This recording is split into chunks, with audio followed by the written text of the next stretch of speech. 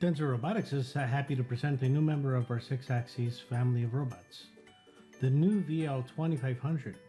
The largest unit in our 6-axis family of robots, it offers a maximum arm reach of 2,503 millimeters, a maximum payload of 40 kilograms, position repeatability of plus or minus 60 microns.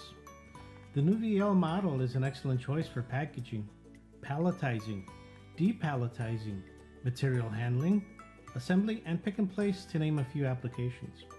It comes with our new RC9 VL controller, which brings greater processing speeds with our built-in quad processor technology, a very open and scalable architecture for other third-party components.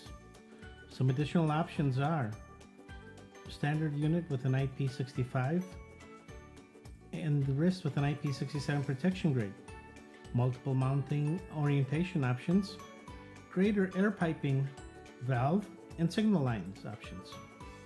New programming options with state-of-the-art functions with our new WindClaps Plus software. For more information, please go to our website at www.densorobotics.com.